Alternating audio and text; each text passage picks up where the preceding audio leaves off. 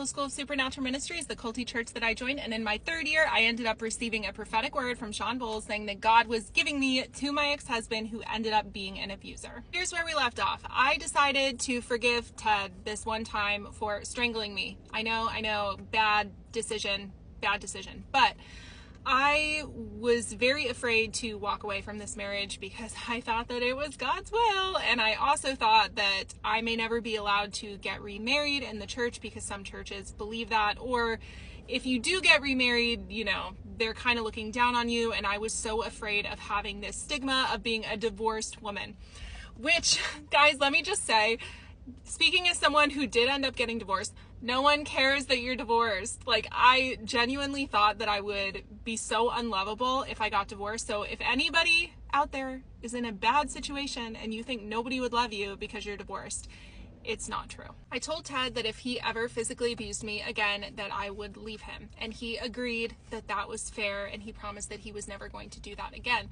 Now, that obviously did not happen. He ended up strangling me again, if you have heard the burger story. But there were other physical abuse instances leading up to that, which I will get into kind of like more of my headspace and stuff like that in another video.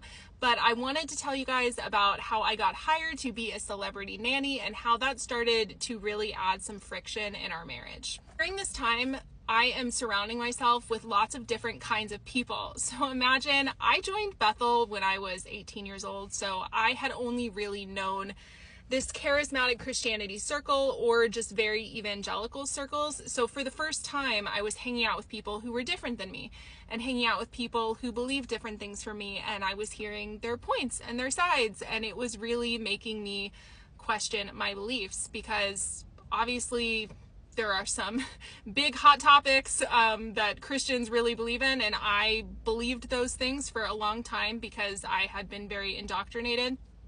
And now I was finally starting to know better. And I was starting to really question the things that I had always thought were true. Like, if you grew up in the church, you probably heard that being gay is wrong, and Bethel was extremely homophobic. So in my mind, I was always like, I'm never gonna tell anyone that like what they're doing is wrong. I'm not gonna like go picket or anything like that, but you do believe that it is a sin if you are raised in these circles. So now that I'm on set and I'm making friends with a bunch of gay people and the big bad scary wolf that we're like all warned about when we're kids, that the world is gonna change us.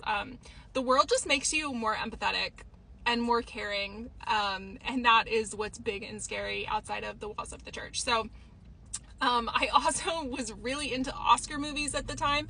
So I would try to watch all of the Oscar movies every single year. And one year, Call Me By Your Name came out and I cried over that movie. I was all about it and I loved it so much. And Ted was so mad at me because we had watched all of them, but he refused to watch that one because it's gay. And I was like, well, I want to watch all of them because that's what we're doing. So I watched it and I was raving about it. I said it was so good. And I was like crying, talking about it. And he was like really mad that I would watch something sinful. But I think that this was just the first time that my eyes were, I don't know, not even just being opened. I was actively telling him, like, I do not think that being gay is wrong. I want to vote blue. And I made a post about that today because I know that there's this trend going around where they're saying, going to cancel out my husband's vote. And it's like, I could never. But that was literally me. And I did cancel out his vote. And I probably should have just not told him how I was voting for my personal safety. But I did tell him how I was voting, and it caused a lot of problems in our marriage, obviously, because he thought that I was falling away. Whereas I told him, I love God and I love Jesus as much as I ever had. I just feel like my beliefs are changing, and that really upset him. So the abuse started to get worse as I think he started to think he was losing me or that I was slipping through his fingers. I wanted to make more money, so I decided that I was going to apply to get a nanny job, which is something I had done in other states and stuff. So I applied for Sitter City, and there was this lady that she said that she needed care for her 2 children. So I ended up filling it out, and she asked if I could come over to her house for the interview. And I was a little nervous because I would have liked to meet in a public place, but I was like, okay, it should be fine. So I got her name. I Googled it just because I'm like, let's make sure this is a real person. And all of a sudden, all of these red carpet photos start coming up. And I was like, what is happening? And it's this lady and this famous male celebrity.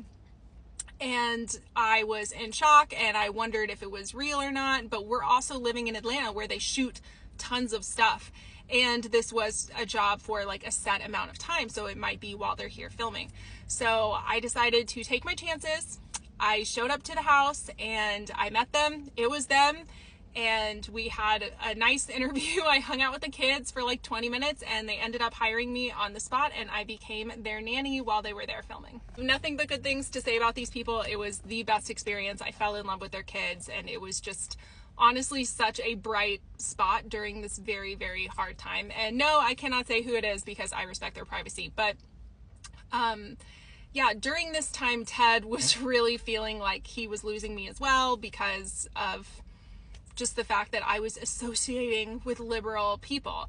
And I had to constantly convince him, I love God. Like, I promise I love God. And he really didn't believe me. He thought that I was a bad person. Meanwhile, he is obviously, you know, being abusive and he is locking me out of the apartment, which I'll get into, and lots of stuff like that.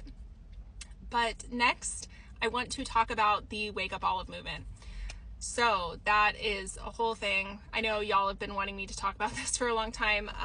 It is about the Bethel staff person who was on worship and how her toddler passed away and Bethel prayed to raise this baby from the dead. So follow for the next part.